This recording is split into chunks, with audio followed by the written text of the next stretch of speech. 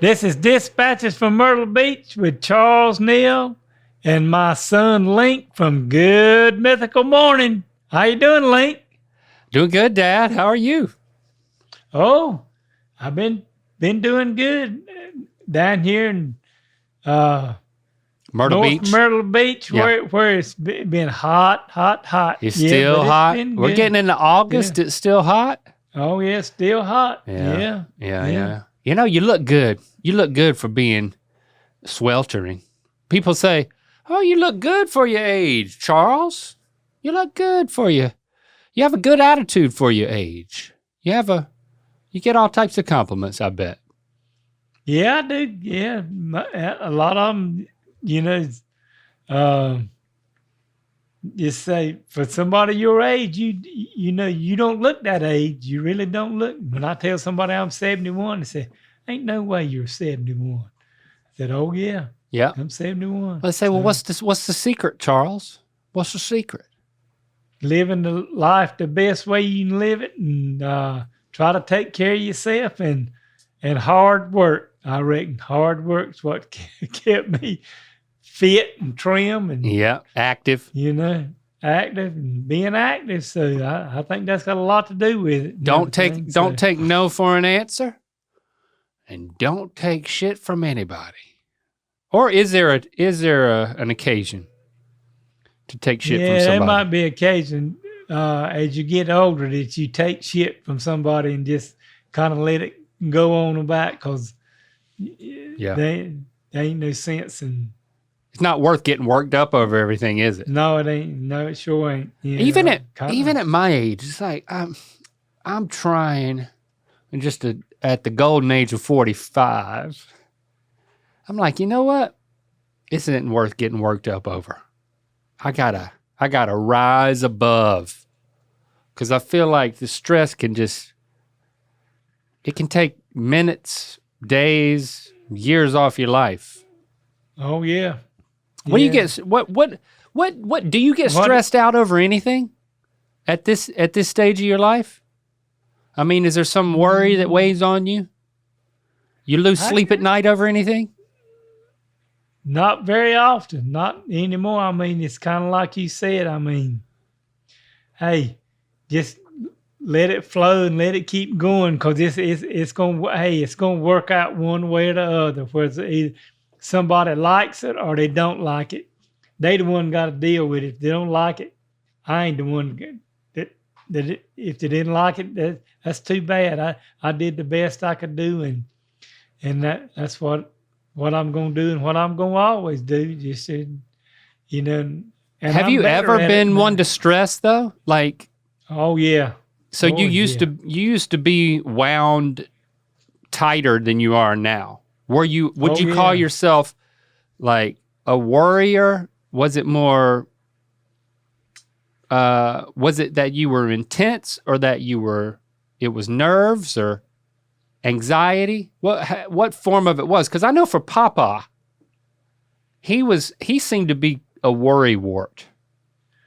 Mine won't much about being like worrying about what's gonna happen or what's gonna go on. Mine was more worrying about was I gonna be able to get this job through with, and was enough people gonna show up to work to help me get this stuff finished and Yeah. all stuff like that. So mine's more work related worrying about. It's just according to you can't worry about the weather. If you're doing something outside and it's gonna rain, it's gonna rain. So that you can't worry about that. You just let that go. So See, you're like me. You worry about the stuff that you're in charge of, the stuff that's up to you, the stuff that you actually have control over. You worry about that. That's how I am. I don't worry about this. Like I like just laying back into the stuff that I don't have any control over. Matter of fact, sometimes I try to convince myself I don't have control over things I have control over, so I don't worry about it as much. Yeah, and now that I just kind of work by myself, I don't have to worry about that took a lot of that off of me. So Yeah. If I want to get up and go to work, I get up and go to work. If I don't feel like getting up and going to work, I don't get up and go to work. So I probably call the people and tell them, but it ain't like it used to be when you kind of like stuff you do when you got a deadline, when you doing something for a new house and people's wanting to move in it, you got to go to work and see if you can't get through with it. But it ain't like that for me no more, but it was for about 35 years. That's good. That's life-giving.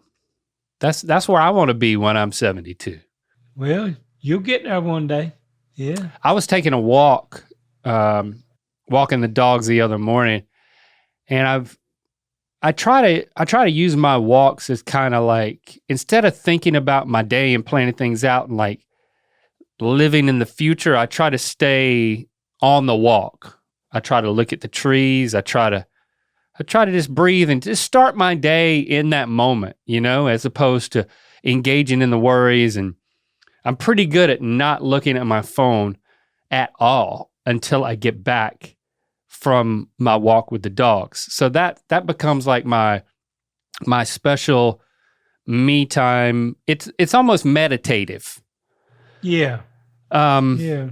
And the other day I was walking down the street, and sometimes in order to stay in the moment, I'll start talking to the dogs, which is really me talking to myself. And what I said to myself was, I don't have anything to worry about right now. I don't have anything.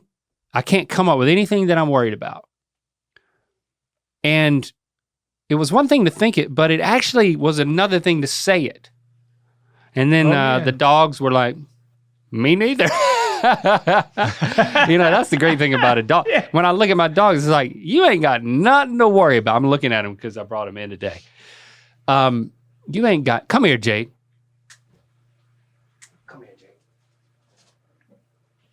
See, look at this. This thing right here ain't got nothing to worry about. You ain't got nothing to worry about. And you know what? I ain't got nothing to worry about. That's right. And Granddaddy ain't got nothing to worry about. And that makes me happy. I ain't worried about you. That's right. Look at her. People hate the way I handle my dogs. They're like, you may handle your dogs. They don't care. She loves me. She loves me no matter what. Yeah, they love. But it's an inspiration. Like yeah. I ain't got nothing to worry about. I mean, sometimes I do it at that particular, and I have a little something to worry about now, but at the time I didn't. And it was, when you find yourself with nothing to worry about, say it out loud. That's my idea for this episode. Take it away. That's pretty good. Yeah. Thanks, Dad. When you say stuff out, do say stuff out loud, you hear it yourself instead of not having it just kind of mull around in your brain, and then it sinks in a little bit different. So and if anybody else hears it, they think you're crazy. Well, a lot of people thought I've been crazy a long time.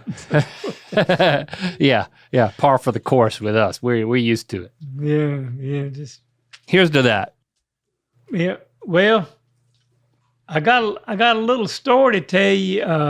A recognition story. So when we, every starts in May down here at North Myrtle Beach, and they have music on Main and have a band every weekend on Thursday night from 7 o'clock to 9 o'clock. Okay. And if you can see the ocean right behind, kind of like this picture back here now. Mm-hmm. So don't tell them it's a picture, Dad. Everybody starts to believe it's real. Oh, okay. That ain't a picture back there. We are sitting on the beach. That's right. But anyway, Nancy and I got through, and we were walking back up to the golf cart, and they Belts life. Yep, a guy and girl standing there, and when we were walking up, and all of a sudden and he was a pretty big guy, bigger than me, a lot bigger than me, and he looked and he said, "Oh my God, that's Charles Neal from Dispatches from Myrtle Beach." Oh, yeah. And I said, that would be correct. And we stood there and talked to them, and their names were Joshua and Olivia. Shout out. Holler out. And they were from Blacksburg, Virginia. Okay. And down here at the beach. So shouting out to Joshua and Olivia for recognizing me, and they were waiting for an Uber to go back to wherever they were staying, and we sat and talked to them. They were drunk off their ass, huh? And took a couple pictures with them and did that thing, and then did the thing. That's right. Bye.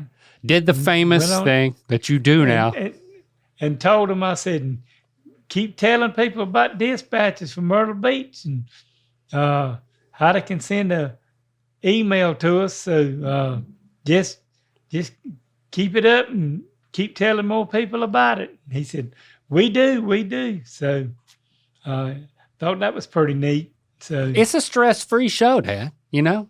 Oh, yeah. We're sitting here just vibing. We're just vibing off that ocean breeze, catching up with each other. And, Myrtle Beach, dear listener, you're just along for the ride, you know? You're just sitting in on a conversation between two guys. Keep taking it easy. Taking it easy. Might as well be sitting on the beach. Yourself. You're probably not going to like this next part, though. The first thing that come out of his mouth was, why aren't you on every week? We don't like this every 2 week thing. I said, we'll work on that and see what we can figure out. I said, but we are doing some little things. Mini dispatches. Mini dispatches on the thing. So, but that's not the first time I heard that. But and I like those. You know, I listen to them because they make me feel like I'm a Myrtle Beast too, and I get to sit here and listen to just a little something that you want to share with everybody without me interrupting you. I like that. Hey, me and you interrupting one another is what it's all about. Yeah. Well, I got a thing that says it's a podcast review contest. Oh. Logan explained to me that people write reviews about our podcast. Yeah. Dispatches from Myrtle Beach. On like Apple, like an Apple review of the podcast, yeah. And I just want to do a contest for the best review that we get, because we get stuff from Apple that y'all put it out on these things. So we're going to have a upcoming episode where, and it's for the rest of this month for y'all to send these reviews in. So you'll get a big holler out with what's going on here at Dispatches from Myrtle Beach. So let me get this straight. You are basically bribing people to give a good review of your podcast. That's exactly what I'm doing. If they want to be on and get a holler at, I'm bribing them.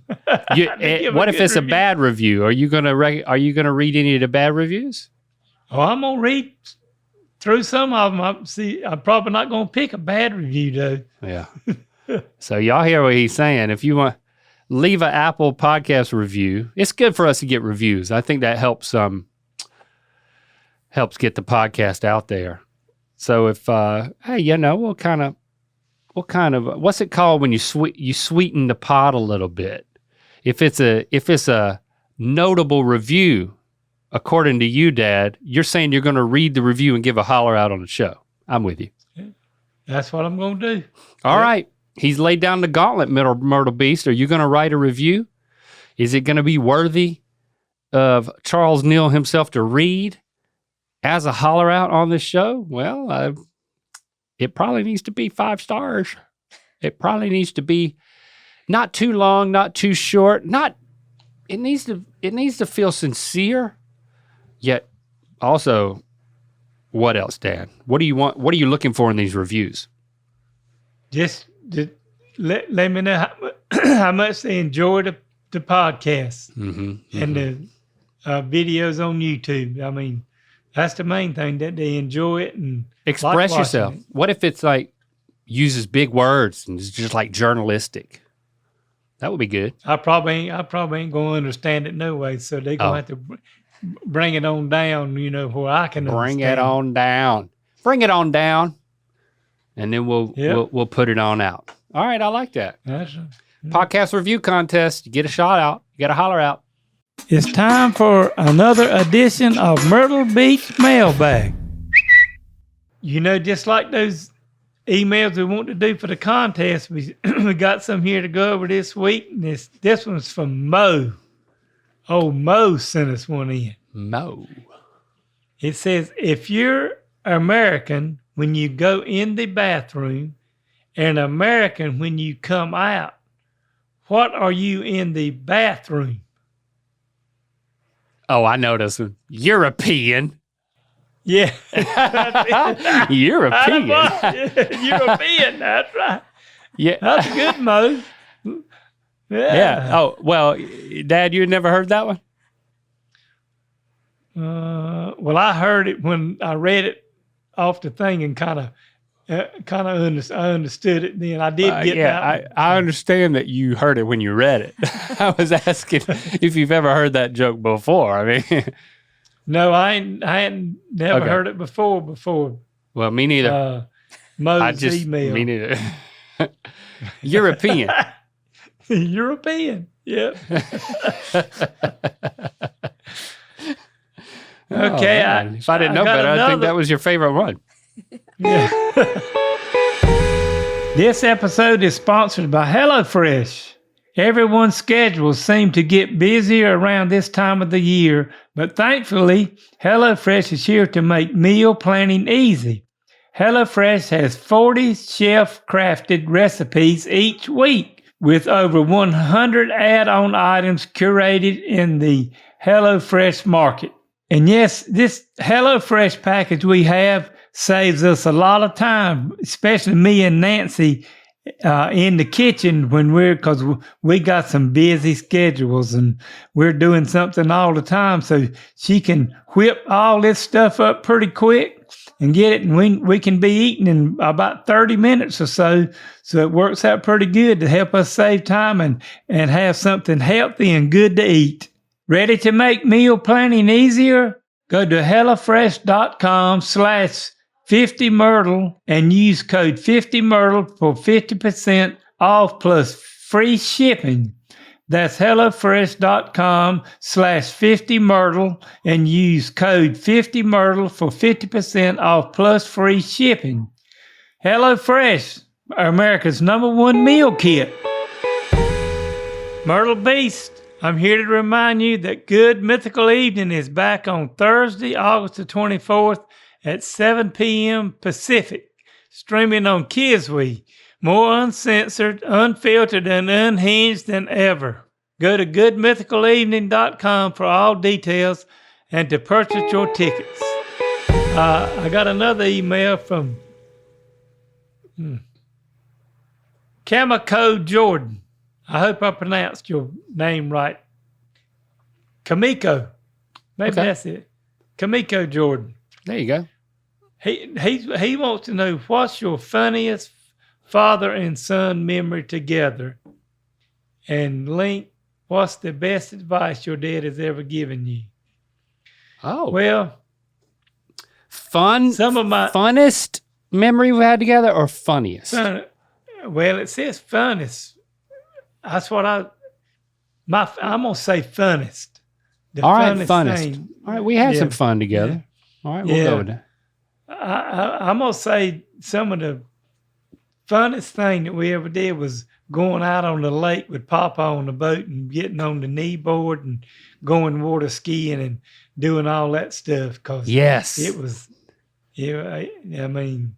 That was special. Papa liked to see if we could knock us off the board or trip me up water skiing and make me hit the water and all. So that's some of the probably the funnest times. And then kind of like we talked the last time, probably all our 4th of July getting together and eating and going to see the fireworks and all that stuff like that. So that's probably some of the best times I remember when you were growing up and little and then you got a teenager. You got Charles Lincoln Neal Sr., Charles Lincoln Neal Jr., Charles Lincoln Neal III, all out there on Harris Lake in the view of the nuclear power plant, Sharon Harris. But I'm so glad you brought this one up because that we do have so many fond memories of being out there on the lake. And he liked to jerk us up out of the water, didn't he? I was actually talking to Christy about this the other day because we were driving in on the 5 and there's a Pyramid Lake, people water ski out there. And I asked Christy if she'd ever water ski and she said, yeah. And I didn't believe her. So yeah, she grew up water skiing with family friends. And the more she talked about it, I did believe her. But I was like, I think I could do it now, but I would really need to watch my shoulders, because if you don't do it right, you'll go head over toes, it could just pull your arms out of socket. And my arms are kind of like prone to come out of socket. But yeah, I always remember, there's like these pictures in my mind of you throughout the years as I grew up. It's just like the most badass dad things. Like I remember that I was telling you about that, the big jacked up 4-wheel drive Chevy truck you had. And I was like, that is so badass. And then when we would go water skiing and you could do the slalom skiing and you could do the barefoot skiing, and it was just like country boy cred out the wazoo, man. I just felt like you had it. You still got it. And it was so cool. Was and riding around in the back of the truck, it's just like, I felt like I was doing something dangerous. Yeah. And how fast were we going on the boat? 30, 35 mile an hour. And then if you like took a nosedive, wham, you were just like. Yeah, it was, when we used to do it, I don't think y'all, I always tried it because you'd see it on TV and they'd take that board and they'd flip it over and land back down on the board. And I tried that a bunch of times, but it didn't ever work out too good. You tried doing one of these? Yeah. That's high risk. And you can stay in the middle and feel kind of safe. And then if you're like, okay, I'm gonna go on the outside of the wake. So like you had that like boop, you go on the outside of the wake. And then when you came back, you could hit that wake and do a little jump and come and if you did a big one, you could clear the whole wake and jump over to the other side. That's right. Yep. That may be my funnest father-son memory. I remember you had a camper, you had a camper trailer, and we took that thing to Jordan Lake or Carr Lake. Jordan Lake. And we would set up there for a few days and camp. That was a good memory. That would just be the two of us. I think that's the first time we cracked a beer open together. Yeah, it probably was. Yeah. Yep. And it was, because it wasn't something we discussed. And I was, I was of age. I guess I was 21. I might not have been. Yeah. Maybe I was. It was around senior year of college. And it was, we were just chilling out by the camper and you cracked open a beer and then you said, you want one? And I'm like, I just remember that was a moment. It's kind of like this rite of passage where it's like, every other time if you were to crack open a adult beverage, you'd say, you want a Coca-Cola? Oh, yes. I think that's going on top for me, is our cracking open some cold ones together at Jordan Lake. Oh, yeah. But yeah, and what was the other question? Was there What's the best advice your dad has ever given you? Shut up. That's some good advice for me. Sometimes you just need to keep your mouth shut. The best advice, I think, is I'm cheating a little bit because you said this in a mini episode, but it's true, and I think that many times you would say it is just like do what you love. It's come up a lot on this podcast, but like as I was going through all my career changes, the way that you would support me through that, I think you understood the drive to find my thing, and to give it a go, because that's what you yourself have done, and like finding what works for you, so yep. The advice kind of rolled up in there. Do what you love, go for it. If this isn't it, try something else. And I think that that added bit of confidence has always meant a lot. To say, okay, yeah, it's I'm not the first one to take a risk for my own passions. No. Thank you for that, Dad. Everything you were doing is kind of like what I did, being self-employed. Right. It's until you get successful at it, it's a lot of hard work and things that goes on. But if you like what you're doing, keep at it. See, there you go. There you go. Yeah, that's good advice. Thank you. Well, I got another email from Emily Poole. My husband and I just recently bought a house and got married in Georgia. Congratulations. Yep. The house is in great condition and we're in the process of personalizing it. Okay, Emily. Personalizing it to make it our home. In one of the bedrooms, I'd like to do an accent wall of floral wallpaper. But I remember watching my parents hang and remove wallpaper back in the 90s. Has the process gotten any easier to put up and remove years later if we want to change it? And if so, do you have any tips for making sure it looks nice? Wallpaper advice from Charles Neal. Go. And she ain't gonna like my wallpaper advice because I don't like wallpaper.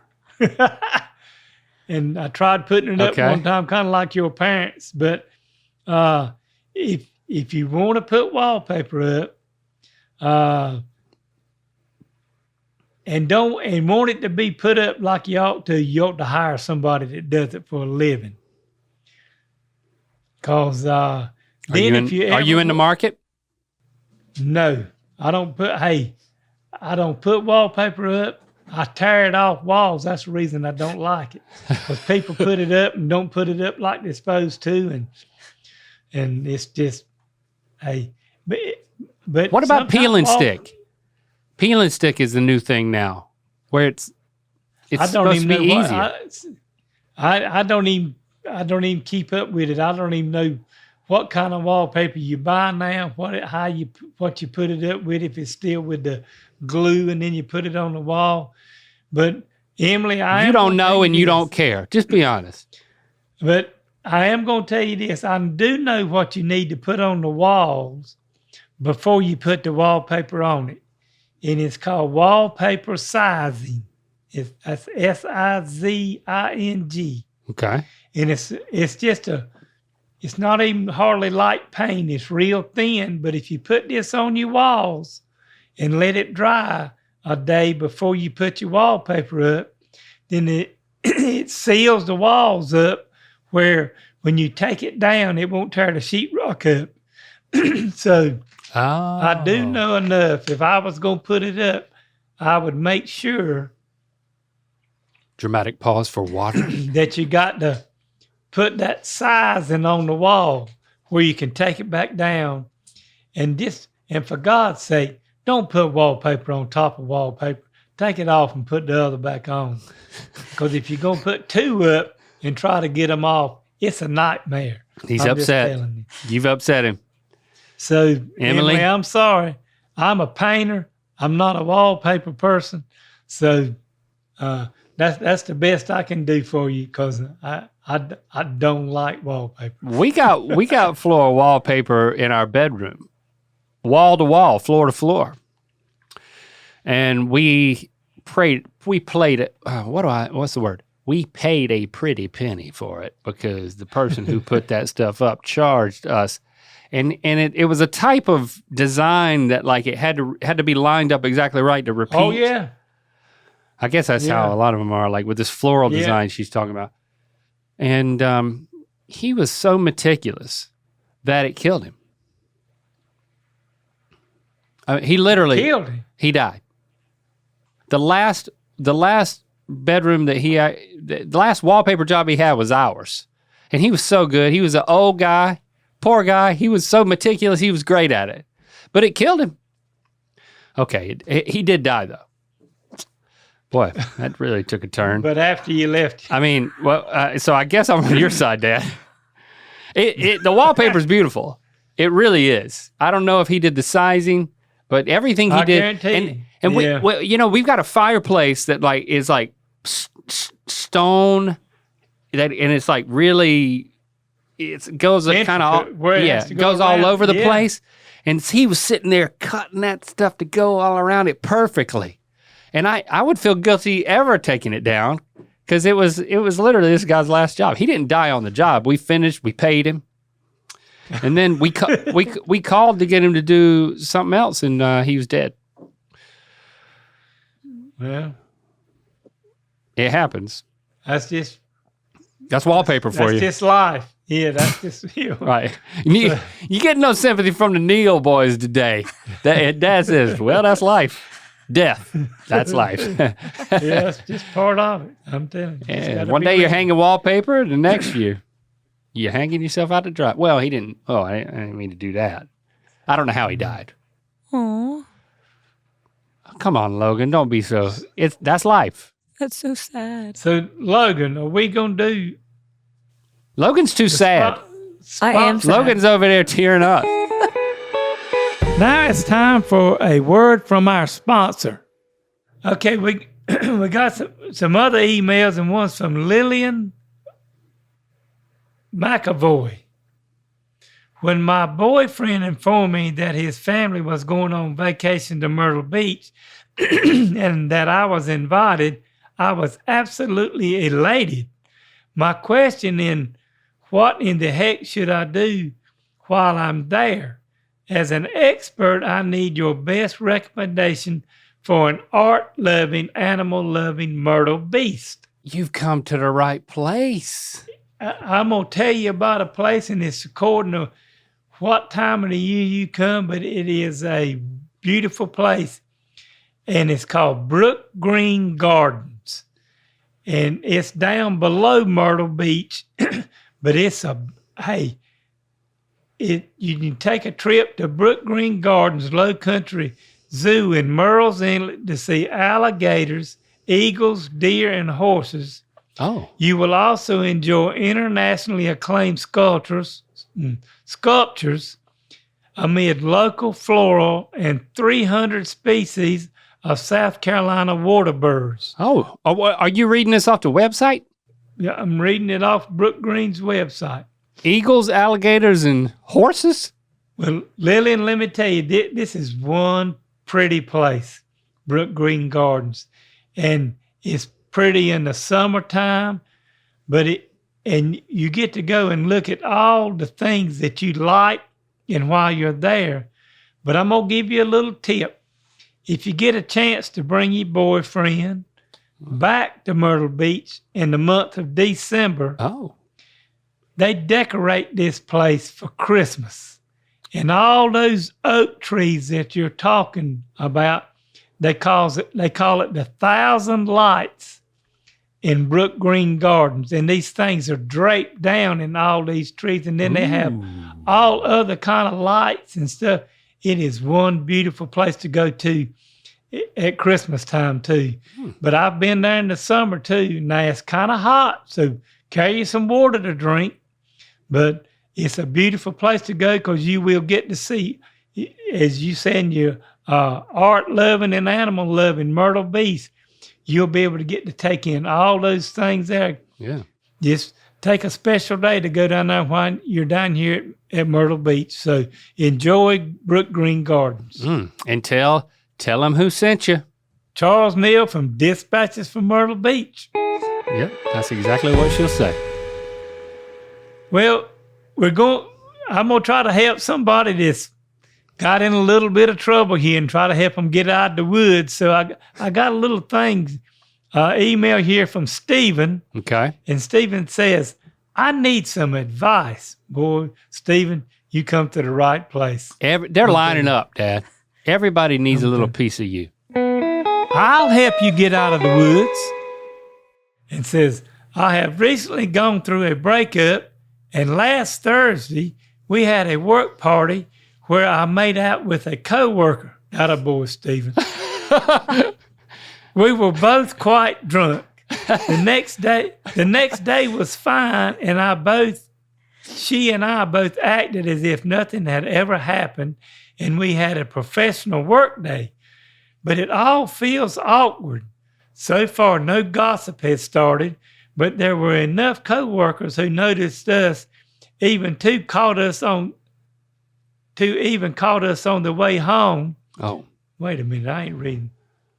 There were enough coworkers who noticed us that 2 even called us on the way home, where nothing happened other than me walking her home in the middle of the night. So gossip will be inevitable, I guess. Yeah. Do you have any advice for me? So what you going to tell him? Stephen, you know, I know y'all had a little drink or two and you were a little tipsy, but it sounds like there might have been something there that kind of drawed you two together. You knew. And they may be being you kind of probably looking for somebody else, and I don't know what the criteria is there where you work at, but you know, people's gonna talk. It don't make no difference. I'm telling you. And their opinion should not mean a thing in the world to you or her if it was something you both enjoy and you was kissing, and it might lead to something else, and it may lead to a better girlfriend than you had before. Yeah. So, you know, I would probably have to ask this girl. I said, you know, I enjoyed the other night. Maybe you and I could go out and get something to eat, and maybe I can walk you back home again. So we'll just have to see where it goes from there. And not put any timeline on stuff, just to see how it works out. Yeah, so just be cool about it. That'd be my advice for you, Stephen. Yeah. See if you can build on it. That's what you're saying. What do I think? Yeah. Yeah, if she's not saying anything and he's not saying anything, maybe they're each waiting for the other person to say something. So, and if that case, you're definitely right. I mean, you never know unless somebody says something. And if everybody else starts saying something and you've not said anything, it's going to make it even harder for you to say something. Oh, yeah. So you need to nip it in the bud. Go ahead and have a talk. Just cross that bridge and just keep right on going. There's too many fish in the sea. But work parties are just, that's dicey. I just think, well, if you can, just try to have your fun in a different environment. I mean, it just complicates things too much. Yeah, I did the best I could do. Yeah, and it was a lot better than me. Stephen. Yeah. Well, Lincoln, looks like we come to the end of another episode from Dispatches from Myrtle Beach. Yep. I hope y'all had fun with us here today, and just join us next week for another mini dispatch. And if you got a joke or a question you'd like to share with me, email me at ratherbeshagging53@aol.com. So I hope you enjoyed the show, and y'all just keep watching and keep telling other people about it. Just keep bringing them in. Bring them in. I'm a ski on out of here, Dad. All right. Popping y'all up. Have a great weekend. I'm skipping out of the wake. Woo! Love you, Dad. Love you too. I'll see you in a couple of weeks. Oh, bye.